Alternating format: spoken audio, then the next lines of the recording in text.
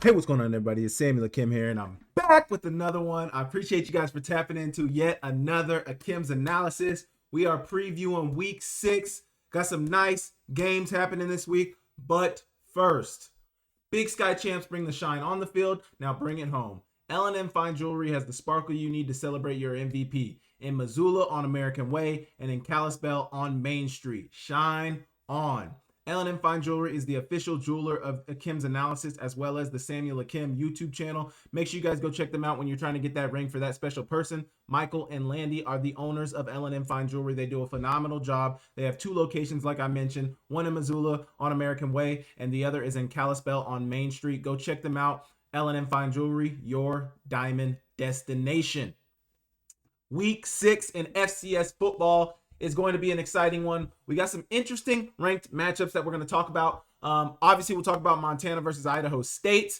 We will get to that one first. Finally, I will talk about SDSU, South Dakota State versus Youngstown State. And then we will talk about NDSU versus Illinois State. Surprisingly enough, the Montana State versus NAU game is the game of the week in FCS football. It's all obviously the game of the week in the Big Sky Conference. I was surprised to see that NDSU versus Illinois State was not the game of the week in FCS. But if you've looked at some of the numbers with Illinois State, they are a highly ranked team and per the stats perform, but I don't think they're that good of a football team as their ranking says. So we'll look at that. But make sure you guys hit the like, make sure you guys hit the subscribe, make sure you guys leave me a comment down below, and we will get straight into it. Okay, first things first, Montana will be playing Idaho State. They will be playing their first road game of the season. Jordan Cook is back. He played last week. I think I heard or saw something that said he might have played a little bit the week before, or maybe he could have played the week before. Either way, Cody Hawkins playing a little games out there. Obviously, when he went down with the knee surgery, Cody Hawkins mentioned that Jordan Cook was going to be out and they'll have him later on in the season or later in the season. The way he said it, the way the quote was, is he made it seem like Jordan Cook was going to be back later in the season. That is certainly not the case. He's back for conference play. He didn't play his best brand of ball last week, and we can talk about that. But I didn't think he looked very sharp. Or I didn't think the numbers looked very good for his standpoint. And Cody Hawkins talked today to the media, and he basically said the reason David Harsin, their backup quarterback who played while Cook was out, basically Cody Hawkins echoed that sentiment that I had felt, basically saying that like Cook wasn't throwing the ball very well, so they brought I think his last name is Harsin. They brought him in the game. The one thing about Cook is he's not a running quarterback. He's a throwing quarterback. And what I understand of their backup quarterback is he is a running quarterback. So not only did they bring him in because he brings another element to the run game, but also Cook wasn't playing his highest brand of football. I mean, Cody Hawkins said, and it's not a direct quote, but he basically said, like, we have Jordan Cook is an accurate passer. We want him to make the right throw. We want him to make the right read. He was not doing that, so that is why we had to try the other quarterback. So basically, like, I kind of like how straight up Cody Hawkins was about that. Is basically we see Jordan Cook as this high level quarterback. We think he's got a lot of talent, but at the moment he wasn't playing up to the level of his talent. So we felt the need to make some adjustments, which is very fair. Got to understand that. Looking at the numbers for these teams, Montana's got the number 1 scoring offense in the Big Sky Conference. They got the number 1 rushing offense in the Big Sky Conference. They got the number 2 passing offense in the Big Sky Conference. But the biggest stat that I think stands out for me for this Montana football team is they're last in the Big Sky Conference in sacks. So them getting to the quarterback has been a problem. And I got some numbers that would relate to this. Idaho State is number one in the is number 1 in the Big Sky Conference in sacks allowed. They've only given up one sack. Now, that's per the Big Sky Conference website. They usually update it weekly, so I don't doubt that. I mean, it just seems crazy that they've only given up 1 sack. I mean, Idaho State, which says they're able to protect the passer at a high level. Montana not being able to get to the quarterback, and Idaho State having the number 1 offensive line in terms of protecting the quarterback. That is worrisome if you're a Montana fan. But Idaho State is the number 1 in the Big Sky Conference in sacks allowed at 1, and Montana is last in the Big Sky Conference in sacks at 5. My question, will Montana be able to rush the passer? That's what I'm going to be paying attention to Saturday.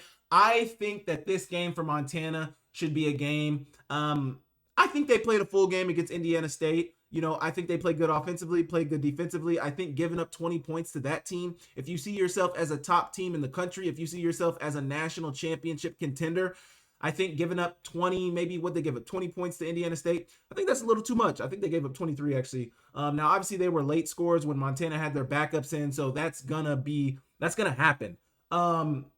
So honestly, maybe take that back, but I want to see the Montana defense be dominant in this game. I want to see them dominate from start to finish. I want to see good tackling. I want to see them hold this team to under 10 to 15 points. I feel like we've seen all the FCS teams at the highest level do that. I mean, we've certainly seen NDSU do it. We've certainly seen Montana State do it. I can't remember if we have seen South Dakota State do it, but I know they've beat down on some teams. I think they just held Mercyhurst to maybe 10 points. Somebody in the comments can correct me if I'm wrong about that, but we've seen some dominant defensive performances.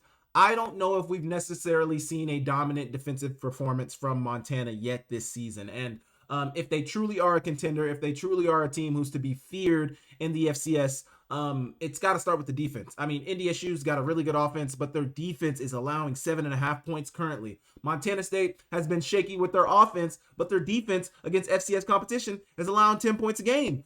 South Dakota State, they're allowing around 13 and a half points a game. So like Montana, if they want to be a top team in the FCS, needs to be around that 15 points per game margin. If you look back to when Montana made the national championship, I think that defense was allowing 17 to 18 points a game. They're currently allowing 22.5 points a game defensively, and that's not going to get it done if you want to be a national championship contender. I'm just telling you right now. That's too much. Their defense gives up too much. There's too much inconsistency at times with the Montana defense for them to be a true national championship contender. I'm not telling you what I heard. I'm telling you what I know. That's just what I've seen, and that's what the numbers dictate, that where the defense is currently with Montana, they're not going to be able to compete with the best of the best. Now, that's obviously, we're still early on in the season. Things can change, but against this Idaho State team, who is a high-level offensive team, let's look at their numbers. The number 2 scoring offense in the Big Sky Conference, I have it in the little asterisk. They scored 90 against an NAIA team, so they might be 3 or 4, but Idaho State's got offense. So the number 2 scoring offense in the Big Sky Conference, the number 6 rushing offense in the Big Sky Conference, the number 1 passing offense in the Big Sky Conference. Montana's at number 2. Idaho State's at number 1 with 297.6 yards per game. So saw Kenzel Lawler show up a little bit last week. Micah Harper's obviously been showing up. Keon Loud is down. Is it Deontay Gentry? Is it Prince Ford? I'm guessing it'll probably be Prince Ford and Kenzel Lawler to get the start. But what does that look like?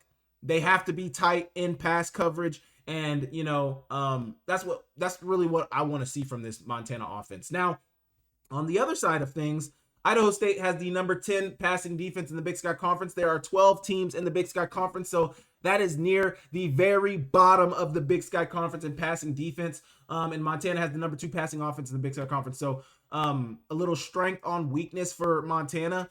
I expect Ayat and I think my AirPod just died. I expect Ayat and Brooks Davis. I don't know what the nature of Bohannon's injury. I haven't heard an update about Bohannon, actually, now that I think about it. But I don't know the nature of Bohannon, but Brooks Davis, Jordan Deaver, the tight end Josh Gale, Michael Wortham, Drew Deck. Like, I expect all those boys to have a really, really big game. I expect Ayat to have a really, really big game. And obviously, I'm going to pick Montana to pick this game. I haven't seen the line. I saw it actually on Twitter, but I didn't put it in my notes for some reason. But I expect Montana. I do remember. I think Montana was favored by 17.5.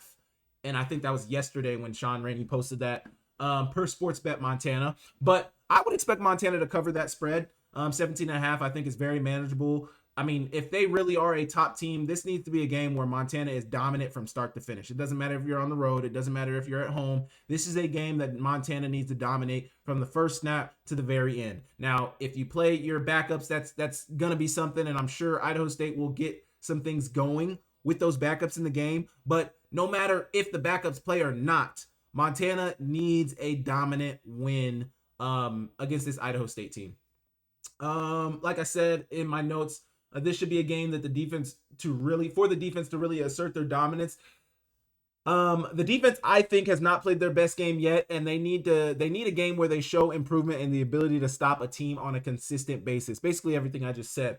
Idaho State has only played 2 FCS teams so far this season, and in those games they are 1-1. They lost against Southern Utah and they won against Northern Colorado. I think everybody kind of understands where this what this team is. I mean, my keys to victory for this Montana team are limit Jordan Cook and his effectiveness, limit their backup quarterback and his effectiveness with his arm as well as with his legs. You got to stop the pass defensively. I mean, defensively is the key for this for the win for this game. It's defensively keying in on that Idaho State defense. You don't want to see that Idaho State Bengals team going up and down the field, up and down the field. You need to stop them early and often. Make them understand that this is not going to be a game where they're going to be able to throw the ball all over the yard. How do you do that? Montana obviously is a blitzing defense. They like to blitz. They like to bring some interesting pressures. Not necessarily a blitzing defense, but a pressure defense, because sometimes they're bringing some guys and they're dropping some D linemen out, but they do bring a ton of pressure. So this is a game where I think that plays in their favor. Now, the biggest thing I need to see from this Montana defense is the ability to rush the passer, the ability to bring the passer down. Now, Montana has played some quarterbacks who are able to move around. Josh Wood is able to move around a ton. That Central Washington quarterback was able to move around a ton. North Dakota's quarterback had some mobility as well. So in understanding that Montana has only got 5 sacks on the season, you also need to understand who they've played and what those quarterbacks brought to the table. I mean, I can't remember exactly with Indiana State's quarterback, but I don't think he was a mobile quarterback, and I think that was Montana's most successful game in getting to the quarterback against Indiana State. You look at some of the other games, they've struggled getting the quarterback down. I think partly that's because they're not a great rushing defense right now, but also I think partly that's because of some of the pieces that they've played against defensively. Like I said, Jordan Cook will be playing. That's who I'm gonna. That's really the biggest key. There's some good receivers on this Idaho State team. Not great receivers, but they have good receivers. Their running back Dason Brooks is good, not great. Obviously, their offensive line, they've only given up 1 sack this season. They're good in pass protection. I don't know how good they are in run blocking. They have the number 6 rushing offense at 174.8 yards per game. That's including that NAIA team or that Lincoln team that they played. So, are they a great rushing team? I don't know. They're middle of the pack currently, and really statistically, outside of some of their offensive statistics, Idaho State measures up to middle of the pack offense. So this should be a game where the Montana defense can kind of pin their ears back and get things going. But obviously we'll see. I do have Montana winning this game. I do think they can cover the spread, whether it moves up or down. I think this should be a 20 to 30 point victory for the Grizz. If it's not, obviously the conversation needs to change. They're still a top team in the country, but you need to play like it on a consistent basis in order to earn the respect of the country, in order to earn the respect of the committee that's eventually going to pick where you're going to be slotted. You need dominant wins. You need wins that show you are overly the best team in the country, overly one of the top teams in the country, overly the best Big Sky team. And it starts with this Idaho State team on the road. Emphasis on the road. On the road is big. This is a team that hasn't gone on the road yet, and that's another thing that I'm looking forward to, because obviously this Montana team has played well. I think one of the reasons for them playing well is them having played all their games at home. I think that favors them, but also, I think they're a good football team, but I think they have played well at home. My question is, what does this Montana team look like on the road? Some young pieces on this team, Brooks Davis, Ayat, if you want to consider him still a young quarterback, he's young. There's some young pieces. Honestly, defensively, I don't think they're too young. Keon Loud's a young player. Deontay Gentry is a freshman, so he's young, but I don't think they're necessarily too young defensively. But they do have some youth sprinkled in throughout this team, some inexperience sprinkled in throughout this team. How does this team play on the road? A team that has not gone on the road yet, a team that has not been challenged that way. What do they look like when they get on the road? That is going to be a big question mark for me, and I want to know how they're going to be able to perform while playing on the road. 4 straight home games. They're going to have some more home games coming up.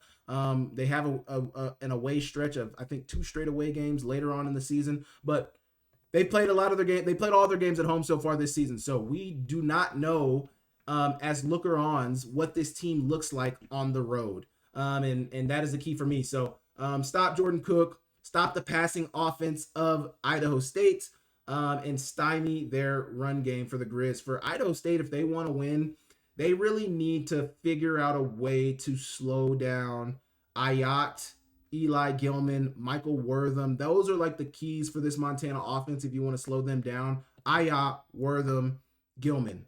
If you can slow them down, you can slow down this Montana offense. Defensively, I think the way you beat this Montana defense is what Idaho State does the best. I think Montana's getting better every week in the run game and stopping the run, but where I think they really lack at times is in pass coverage. They get beat deep at times. We've seen Prince Ford get beat. We've seen Kenzel Lawler get beat. They can be beat in passing coverage. So I think for Idaho State, if they do want to have a successful game, Jordan Cook has to have a really good game. The Idaho State receivers have to have a really good game, and they have to find out a way to beat Montana in man and in zone coverage. So those are some of the keys for me for this Idaho and Montana game. I got Montana winning this game. I got them covering the spread. I got them putting up a ton of points. And I think they'll get their first road victory of the season. Now, Idaho State can make it interesting, but I don't necessarily see that happening. I'm not saying it won't happen, but I don't necessarily see that happening. Montana's played really good football this year. They've looked better and better as the weeks have gone on. But that defense, there's still question marks on that defense for me. Giving up 30, I don't care what nature it was in, whether it was some trash time scores or whatever. They gave up 30 to Idaho, and Idaho's probably above average in the Big Sky Conference, but they're not a great Big Sky Conference team. I don't think they're going to win the Big Sky Conference. I mean, if Montana runs the table, if Montana State runs the table, that's off the table for Idaho anyway. But I don't think Idaho is a team that's going to threaten for the Big Sky Conference title. They may be a playoff team. I think at best they'll be a bubble team. They get one of the last four in. But yeah, giving up 30 to Idaho is something that definitely concerns me because that is a better team. That's probably one of the best teams you've seen this year outside of North Dakota, and North Dakota put up 23. Now, they did bow up when they needed to in the second half and get some stops and be able to, come back and win that game. So credit to Montana and credit to the squad for being able to win that game. But there are still a ton of questions out there about this Montana football team. In particular, it starts on the defensive side of things for me. So you guys let me know what you think about this Montana versus Idaho State game. Montana's first road challenge of the season. You guys let me know what you think about this game in the comment section down below, and I will move on. Okay, next I want to talk about South Dakota State versus Youngstown State. And I should have looked this up before. Youngstown State is currently they're currently 3-1, I think, on the season. Youngstown State is 3-1 on the season, but I don't think they are ranked. If I'm not mistaken, I think Youngstown State is 3-1. But looking at the stats perform poll, obviously South Dakota State is at number 2. I'm trying to see if Youngstown State, they did. So they're 24th in the stats perform poll as of this week. So a ranked matchup, 24 versus number 2 Yeah, number 2 versus number 24. I got SDSU winning this game. I think this is a game that's going to show us just how good Youngstown State is. Now, I do have South Dakota State winning this game, but do I have them winning it by a boatload of points? Not necessarily. Looking at some of the numbers, South Dakota State is not as good of a rushing team as I would have expected them to be. They're the number 7 rushing offense in the Missouri Valley at 175 yards per game. So they necessarily haven't ran the ball at as high of a level as we've seen in previous seasons, especially when they had Pierre Strong, Isaiah Davis, some of the backs that they've had recently, even last year with Angel and the other back they had last year. I don't think they've been as successful as they were. And I think it's a multifaceted issue. I think partly they lost, their offensive line is not as good, but I think also their running backs that they have, not anything against Julius Loffridge, but I don't think he's as good of a player as Isaiah Davis, Pierre Strong, some of those previous backs that they've had. By the numbers, let's look at SDSU's numbers. They got the number 4 scoring offense, the number 2 scoring defense. Obviously, that's behind North Dakota State, but they're giving up 13.8 points a game. So defensively, SDSU has been there. And I think that's really where this SDSU's bread is buttered, is defensively. I think they're a really good defensive team. I think they're good offensively. I think Chase Mason's a good player. I think they Lofton Ogroski is one of the best receivers in the FCS. I think they have talent there. But I think defensively is really where the things start and finish for them.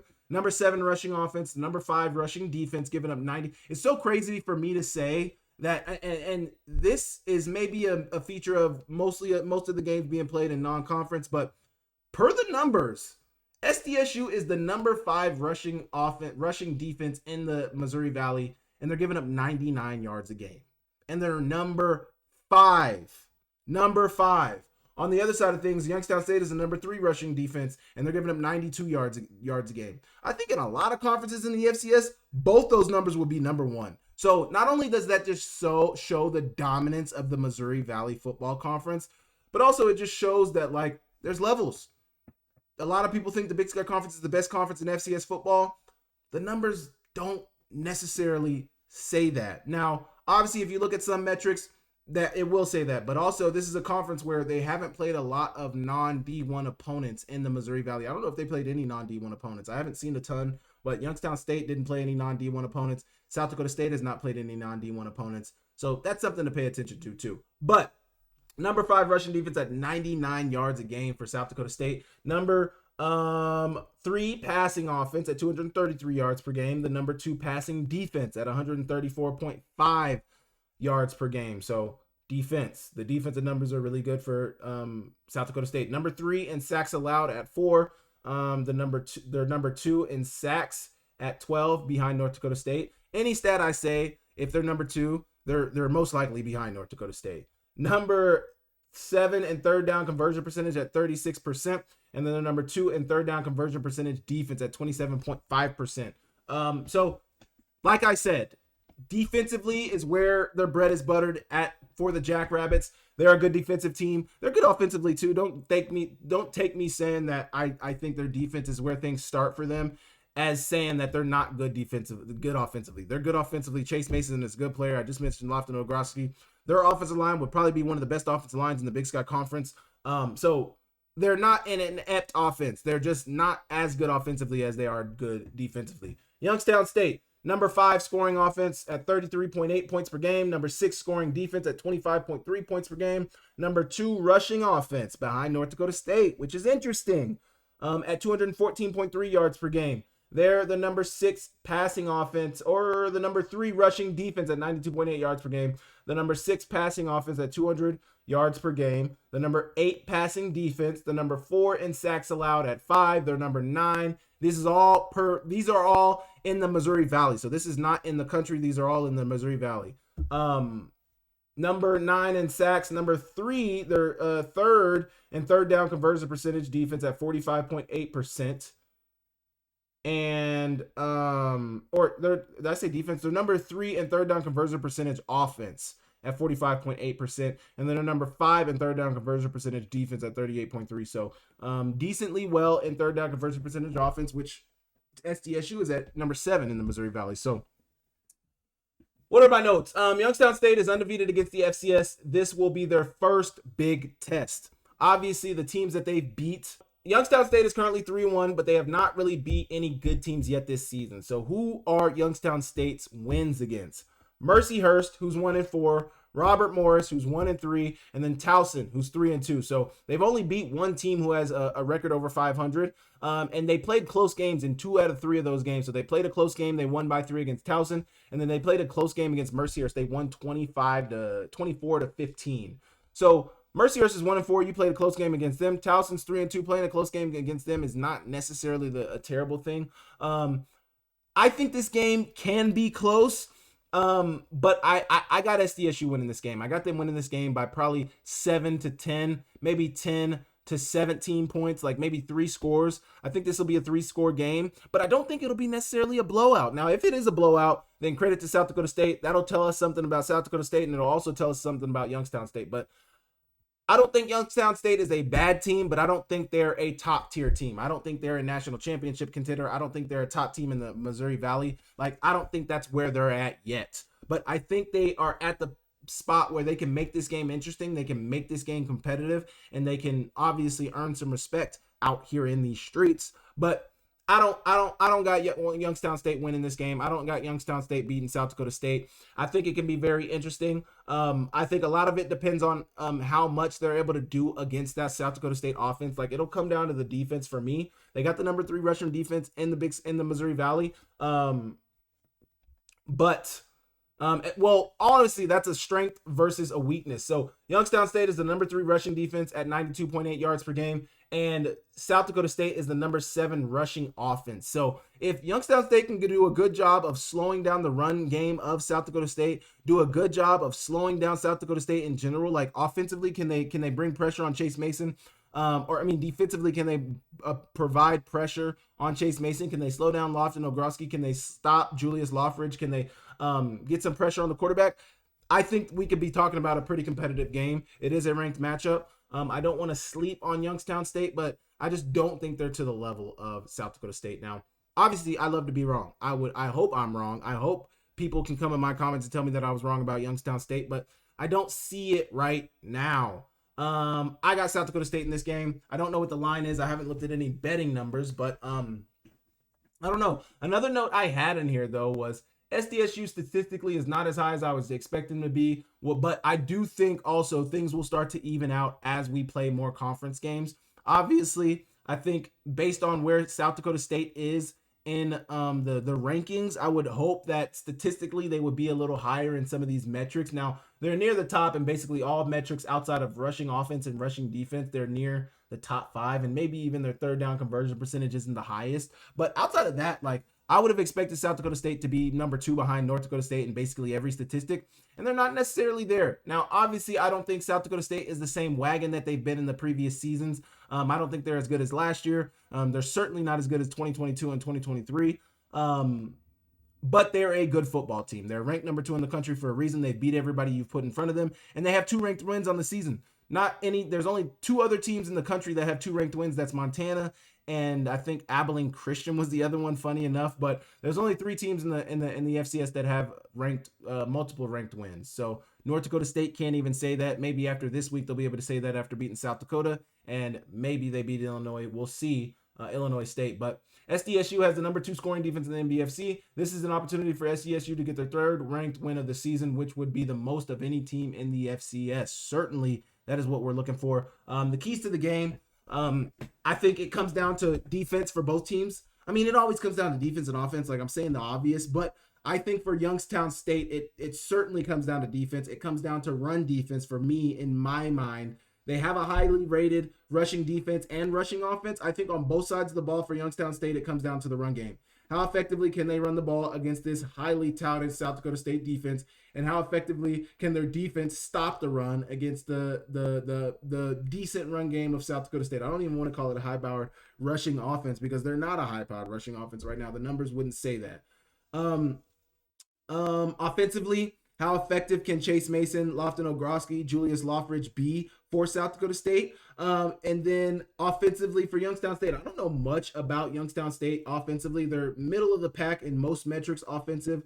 They got the number 6 passing offense, number 5 scoring offense, number 2 rushing offense, but number 6 scoring defense. I mean, offensive numbers for for Youngstown State are middle of the pack. So how effective can their offense be? We know it starts with the run game for Youngstown State. Can they be effective in the run game? I think if they can have an effective run game against South Dakota State, I think we're looking at an interesting game in the 4th quarter and the 3rd quarter. I think we might be having some discussions about, hey, is this South Dakota State team? Well, I mean, are they about to be upset? I think we could be looking at an upset. I think there's a small chance that we see an upset this week, but I'm not going to put my money on it. I think South Dakota State wins this game. I think they win by 2 to 3 scores. But I don't think it's a blowout. I don't think you're looking at a game where Youngstown State's not able to get any points up. Youngstown State's not able to move the ball offensively. Youngstown State just looks inept.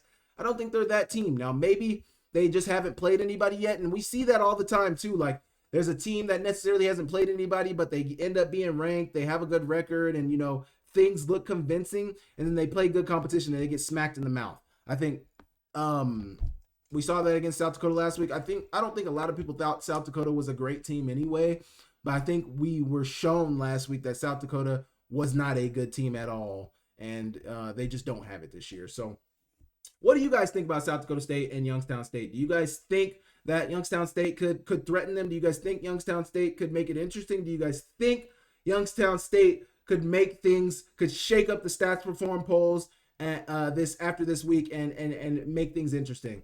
I don't know. I don't think that'll happen, but you guys let me know. What do you guys think about each team? Let me know in the comments down below, and I will move on. Okay, now I want to talk about North Dakota State versus Illinois State. Like I've said I said it in my breakdown last week. I said it in my recap video this past week. Actually, this week I said it in my recap video. I said it in my NDSU versus South Dakota breakdown as well. I've said it all week long. North Dakota State is the best team to me in the country right now. I don't think there's a question about it. The statistics tell you that. The eye test would tell you that. The talent test, I mean, all of any test you want to put on this North Dakota State team, they pass it with flying colors. They got the best quarterback. They got a really good running back. They got really good receiver. They have the best defense in the country. I mean, all of the things North Dakota State does at a high level. And also on the Illinois State standpoint, I don't think they're that good. I don't think they're as good. I think currently I got the rankings pulled up right here. Actually, let's go look. Currently it says that Illinois, the rankings, per the rankings, Illinois State is at 6 in the stats perform ranking. I don't think Illinois State is the 6th best team in the country, and I just don't. So Illinois State struggled to beat a 1-3 North Alabama team in double overtime. In my notes, like I said, I do not believe they are as good as their record or their ranking. So their record says they're 3-1. Their ranking says they're the 6th best team in the country. I don't believe either of them. They have beat Morehead State, who's 2-3. They have beat North Alabama, who's 1-3, and they beat Eastern Illinois, who's 2-2. So there are no notable wins currently on their schedule. No notable wins currently that they have to their name. They haven't beat anybody who is above 500. They haven't beat anybody who is going to threaten even maybe to make the playoffs. Morehead State's not going to make the playoffs. North Alabama's not going to make the playoffs. There's a slim chance that Eastern Illinois makes the playoffs, but I don't see them making the playoffs either. They haven't beat any playoff teams. They haven't beat any ranked opponents. And then the numbers also. So you get into the numbers. Some of the numbers are good. They're number 1 in sacks allowed. But the biggest number that I was looking at that worries me about this Illinois State team and this game in particular is they're number 10 in passing defense in the Missouri Valley Conference. Number 10. They are last. Or not. Did I say passing defense? Either way, they're the number 10 passing defense in the Missouri Valley Football Conference. Number 10. They're allowing 300 yards per game through the air. That does not bode well for a team that's looking to upset the number 1 team in the country, as well as the number 1 passing offense in the Missouri Valley at 281 yards per game. So strength against weakness right there against North Dakota State and this Illinois State team.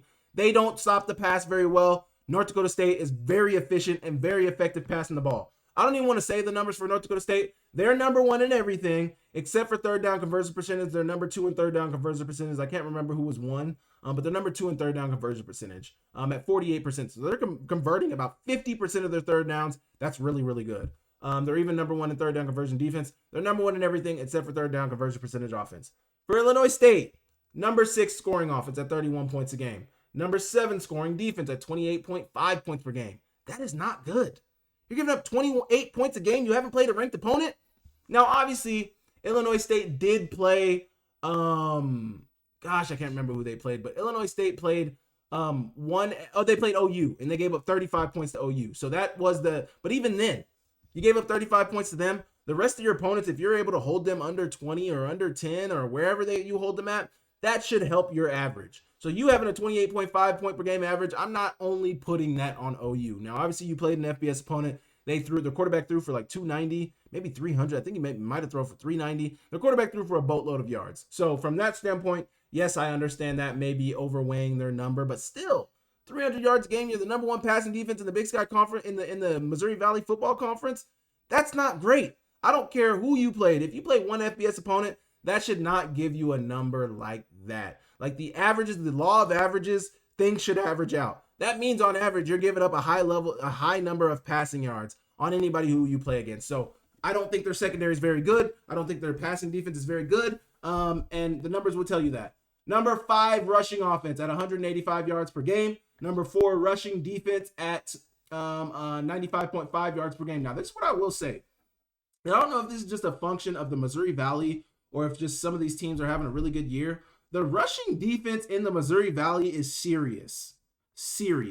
And I think we saw that in the Montana versus North Dakota game. Montana didn't necessarily have a high-level rushing game in that game. They were able to win that game highly in part because of Ayat and his ability to hit passes late in that game. But they stopped the run in the Missouri Valley.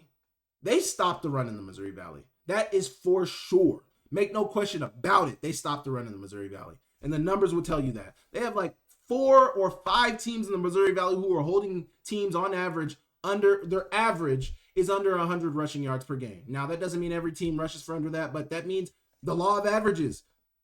4 or 5 teams in the Missouri Valley have under an average of 100 yards per game on the ground. So they clearly make an effort to stop the run in the Missouri Valley. So number 4 in rushing defense, number 7 in passing offense at 198 yards per game, number 10 in passing defense at 300.5 yards per game. They are number 1, tied with North Dakota State in sacks allowed in the Missouri Valley at 3. So they've only given up 3 sacks this season. They're number 4 in sacks defensively. So they've got 9 sacks on the season. They're number 6 in third down conversion percentage offense at 36%, and they're number 4 in third down conversion percentage defense at 35.8%. So those are the numbers. NDSU is number 1 in basically every statistical category. I think this game is going to be a blowout. I'm sorry to say for the Illinois State fans. I'm sorry to say for anybody who's hoping that I was going to talk up Illinois State. I'm not. I don't think Illinois State is that good. I think they're highly ranked because of what they did last year. I think they just haven't been tested yet this year. I mean, they almost now, granted, the North Alabama game, I heard it had multiple delays and like it was a really choppy game. So for them to play a grinded out game, I think they won 38-36 or something like that. Not surprising necessarily from that standpoint, but I don't think it should have ever even gotten to that point. If you're truly the 6th ranked team in the country, I don't think it should have ever been close. I don't think you should have ever gotten in a position where it should have gone to overtime. I don't care how many delays you take. I don't care how many breaks you take in that game, especially seeing that they're 1-3 now. So why the hell were you guys in a close game with a 1-3 football team if you're the 6th ranked team in the country? The math ain't mathin'. Illinois State is currently undefeated against the FCS. This game is an opportunity to show the world how good they are. How good are you, Illinois State? How good are you? I want to know how good you are. I am here loudly saying that I don't think you're very good, and I would like for you to prove me wrong. That is what I'm waiting to see. I think North Dakota State's going to blow them out. I don't think it's going to be close. I think North Dakota State wins by at least 20 points. By at least 20 points. And I think that's being nice. I think they win by at least 20 points. Now, obviously, I think Illinois State's going to be able to put up some points, but I mean, I just don't know how good this team is yet. I haven't seen them play against anybody. And the games that they have, obviously they've won. The FCS teams that you put in front of them, they've beat them. But you are looking at the Walter Payton Award favorite, I would say right now, in Cole Payton. He's playing a high level of football. They are running the ball well. He is running the ball well. He's making good decisions. He's very, very accurate with his arm. He's been supremely accurate with his arm. So, yeah. But one thing I did put on here too is I'm not sure we will get a good idea of how good NDSU is if they win this game, because I'm not sure Illinois State is good enough to provide a worthy test for this North Dakota State squad. But also that says something about how good NDSU is. If they walk over Illinois State and Illinois State does end up being maybe a playoff team and a ranked team throughout the season, then that says something about just how good this NDSU squad is. Illinois State has been able to protect the QB at a high level. Will this help give their QB time to get the ball down the field against the number 1 pass rush in the Missouri Valley Football Conference of NDSU? So, like I said, Illinois State is the number 1 in sacks allowed in the Missouri Valley Conference at only 3. But also NDSU is number 1 in the Missouri Valley in sacks. Actually, no, wait, I'm looking at the wrong number. Yeah, 13. They're number 1 in the Missouri Valley at 13. I was looking at the Youngstown State numbers. I was like, whoa, what is that? But they're number 1 in the Missouri Valley in sacks at 13. So will Illinois State be able to protect? They haven't given up a ton of sacks. Does that mean necessarily they have the best offensive line? No, that means maybe their quarterback is able to scramble. Maybe their quarterback just doesn't go down. Maybe he's been able to get the ball out of hands. I mean, there's a lot that goes into sacks allowed. The obvious assumption is that, okay, they're number 1 in sacks allowed. That must mean they have a really good offensive line.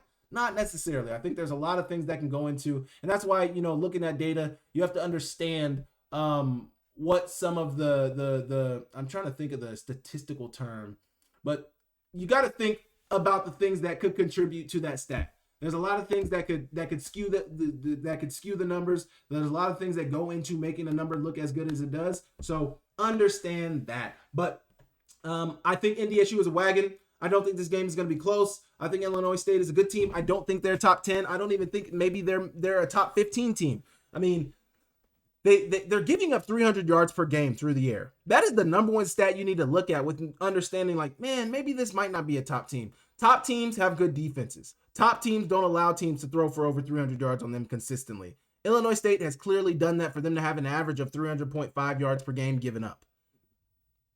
Just doesn't look good for them. Just doesn't look good for them. This is a very efficient North Dakota State offense, a very efficient defense, and they play at a high level. So you guys let me know what you think about all of that in the comments down below. Let me know what you think about this NDSU squad. Let me know what you think about Illinois State. Are you on my side? Do you think Illinois State's going to get absolutely boat raced? Or do you think Illinois State can make it interesting? I don't. You let me know in the comments what you think. Okay, I want to thank you guys so much for tapping into another Akem'S analysis. It's been great breaking down some of these games for you guys. Obviously, I've been talking a little bit more MVFC as we get into the season. A lot of ranked matchups happening. And I tell you guys all the time, I want to talk about some of the top matchups in the country. So that is why I've been talking about NDSU. That is why I've been talking about South Dakota State. That is why I've been talking about the Illinois State, Youngstown State, Penguins this week. So, you guys let me know what you think about that. If there's more games out of the Big Sky Conference, that outside of the Big Sky Conference that you guys want me to talk about, let me know. Sorry if your team is in the Big Sky Conference and I haven't talked about you yet. I'm not going to spend a ton of time talking about the Portland States and the Northern Colorados unless obviously they're playing a top team in the Big Sky Conference. The reason for that is because I only have so much time. And I got to talk about the best of the best. I got to talk about the best games. So I'm not trying to do it to be like, to not talk about you guys, but it just, the math has to math and the time has to make sense, and I only have so much time on my hands, so that is what it is. But it's going to be a good week in FCS football this week. Make sure you guys comment down on the video, like the video, subscribe to the channel. We are now over 2,000 subscribers. Thank you so much for that. I appreciate you guys a ton for getting me over 2,000 subscribers. Let's get to 3,000 now. Another 1,000 to go, or actually we're at like 900 and something, 990 or 980 something now. So let's get over to 3,000 subscribers. We'll be there before we know it, but I want to thank you guys so much for supporting the channel. I wouldn't be doing this without you guys listening and watching and commenting and paying attention. So I want to thank you guys sincerely for supporting the channel. I want to thank you guys so much for viewing my content. I want to thank you. And I will catch you guys next week. See you later.